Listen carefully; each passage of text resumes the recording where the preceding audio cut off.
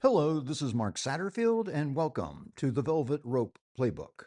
Tonight's chapter: the two stories that give affluent clients a reason to choose you. If you're trying to attract more affluent clients, there are two stories I think almost every business should have in its marketing. They're not your origin story or the story of why you started your business, they're actually more practical than that. The first is what I call the cost of a cheap fix story. The second is the peer validation story. One shows an affluent prospect what can happen if they make the wrong choice. The other reassures them that you've successfully worked with people very much like them in the past. These stories are particularly effective with affluent clients because wealthy people aren't necessarily looking for the cheapest solution. They're often looking for the solution that creates the fewest problems. Story number one: the cost of a cheap fix. There's an old expression: if you think hiring a professional is expensive, wait until you hire an amateur. And there's actually a lot of truth to it. But don't simply tell an affluent prospect that cheaper can become more expensive. Tell them a story that demonstrates it. Let's suppose you're a custom home builder and someone comes to you after initially choosing another builder whose proposal was several $100,000 less.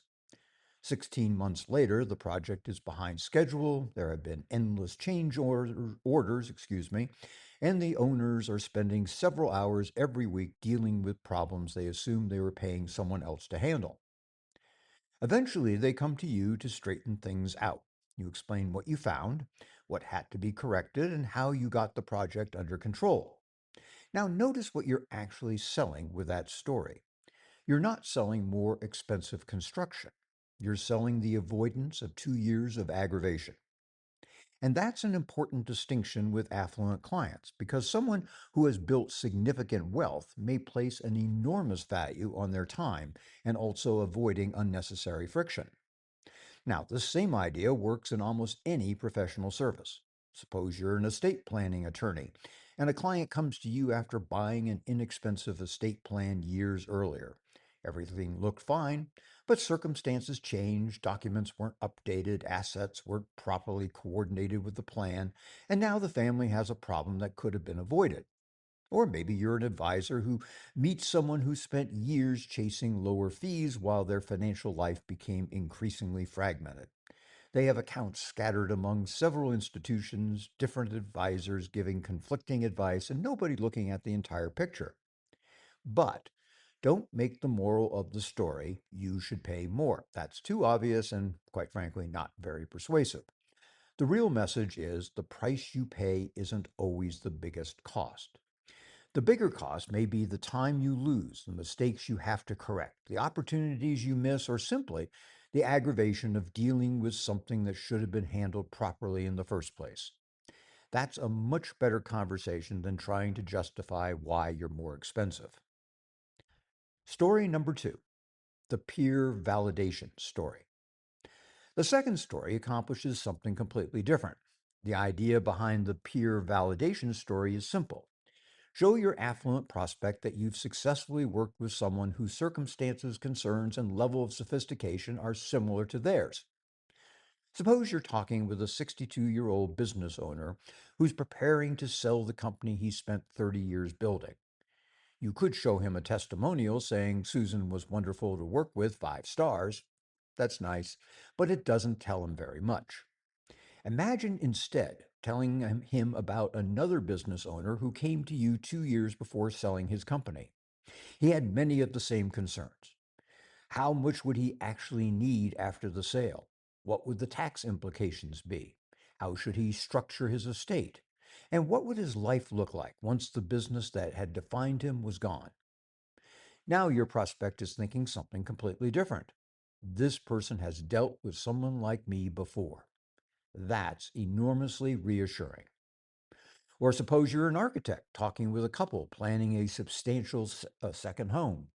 Don't simply show them photographs of beautiful homes. Tell them about another couple at a similar stage of life who wanted a home that worked one way when it was just the two of them, and very differently when their children and grandchildren arrived for the summer. Now you're demonstrating something beyond designed ability. You're demonstrating that you understand how people like them actually live. This is why a detailed case study can be much more powerful than a generic testimonial of something like, they did a fantastic job. Sure, that tells me you're good, but a story about someone whose situation resembles me tells me that you may be the right person for me. And you don't need to reveal anyone's private information. You can say a recently retired executive, the owners of a closely held business preparing for a sale, or a couple building a second home designed around three generations of their family. Give the prospect enough detail that they can recognize themselves in the story without compromising anyone's privacy. Now, think about what these two stories accomplish. The cost of a cheap fix story answers the question, what could happen if I make the wrong decision? It helps prospects understand that price is only one component of cost and that mistakes, wasted time, and aggravation can be far more expensive. The peer validation story answers a different question. Have you successfully dealt with someone like me before? Together, they address two very powerful concerns in affluent marketing: risk and relevance. And you don't have to say we're worth the premium or we understand affluent clients better than our competitors.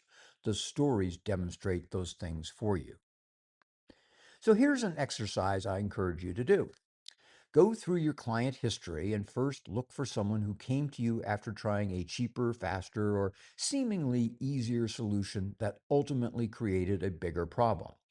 Write down what they originally tried, what went wrong, what the real cost turned out to be, and what changed after you became involved. Then identify three or four clients who represent the types of affluent prospects you most like to attract. Write down who they were, what was happening in their lives, what they were concerned about, and why your solution was particularly appropriate for their circumstances. Those stories can be used in videos, emails, presentation, your website, as well as any type of sales conversation. And they're considerably more persuasive than another paragraph about your commitment to personalized service. Affluent prospects have choices, so your marketing needs to help them feel comfortable making the right one. Show them the hidden cost of choosing badly, and then show them that people like them have already chosen you successfully. If you're not sure which stories from your business you should be telling, either comment Coach, visit the link that's here, or visit www.getwealthyclients.com and I'll send you information about working with me personally. We'll work together to uncover and develop the stories that make affluent prospects understand why you're worth choosing. So go ahead and visit getwealthyclients.com. This is Mark Satterfield. I hope you enjoyed this chapter of the Velvet Rope Playbook. I'll be back at you soon with something new. But until then, bye for now.